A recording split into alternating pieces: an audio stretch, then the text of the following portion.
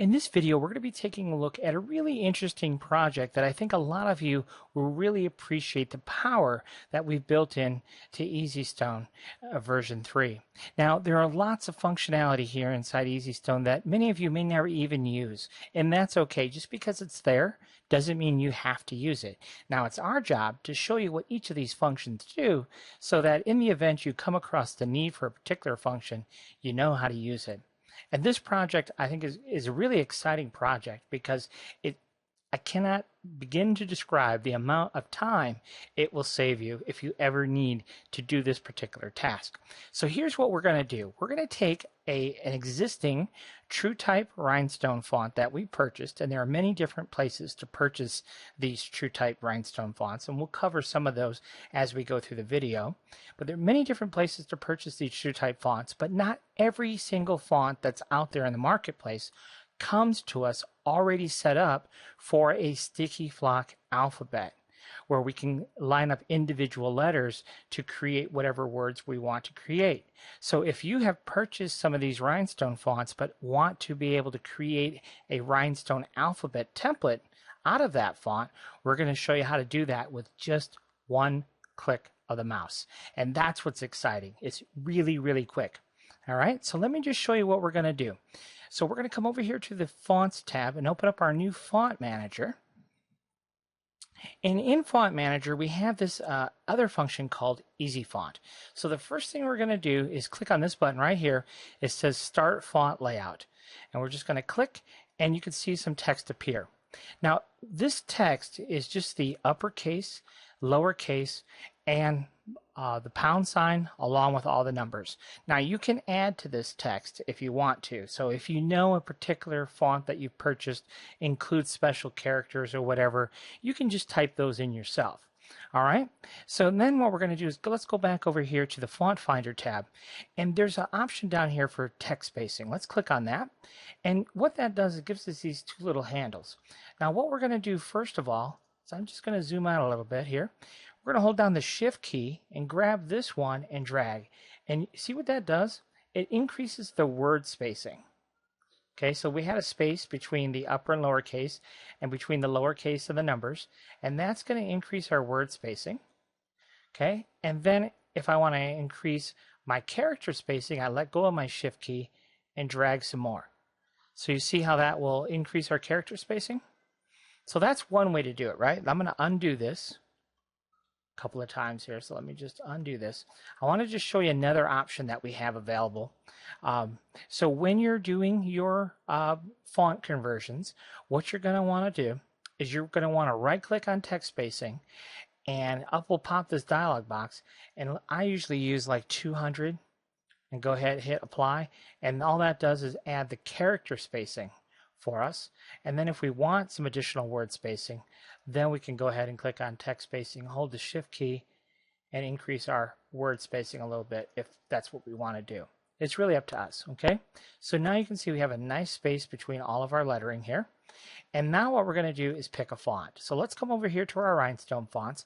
Now we have a bunch of our fonts. Our fonts begin either with ES, our older fonts, and then all of our new fonts begin with EST. But we also support all kinds of fonts. So these RA fonts are from rhinestonealphabets.com. And then this RT font is a sample from rhinestonetemplates.com.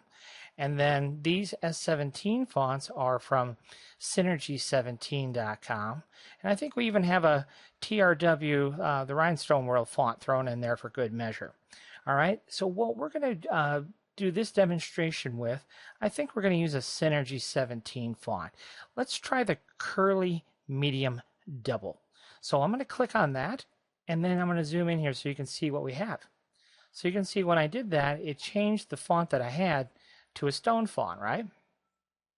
All right, so all the way down A, B, C, D, but look down here, down by the numbers, see it lost our pound sign. And the reason it lost the pound sign because when they created this font, they didn't include the pound sign, okay? So we just have our numbers and upper and lowercase, okay?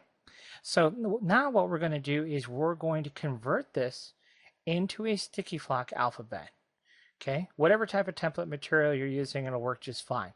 So all you have to do is select the text that we want to make the conversion for, and then come over here to our Easy Font tab, and all we're going to do is type in the circle size for our font, which in my case is going to be 3.4, is what I use for my stone size when I'm creating my font, my templates for SS10.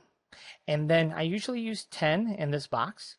We'll leave the easy read margin to 2. We're going to have this checked, which should be checked by default. And what I'll explain what all this is going to do. But all we have to do is click on one button. And just that quick, our entire font is converted, ready to go. So let me just zoom in here and show you what we have here. So this is our finished font. Let's right click and ungroup. By checking this checkbox, what that does is it groups our letter to our weed box. That's what that does, okay? And we can ungroup all again, and now that'll give us individual circles. And if you look here, you can see that the size of the circle is in fact 3.4 millimeter. Okay, that's what I wanted to show you. So let's go ahead and group that back together again. So let's just pretend that we're going to make a word. So we're going to pull down E for, let's make the word eagles, okay? So we're going to use both upper and lower case for this example. So there's E, there's A, G, L, E, and S. All right, so here's eagles. So we're going to select all the letters, T for top, and for space selected, we're just going to put 0. How cool is that, right? So now you're getting the idea of exactly how this works. So because we use that 2 millimeter, we have perfect spacing between our letters.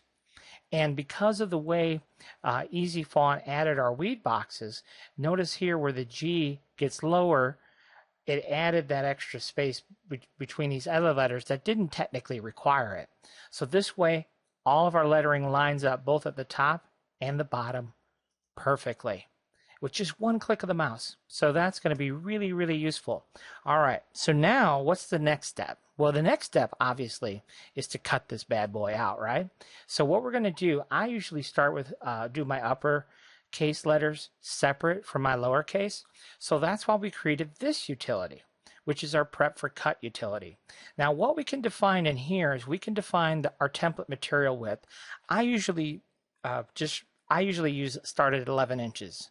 Now if we were using sheet goods, we could actually give it a height, which in my case I don't usually use that option. I just kind of threw it in there just for fun.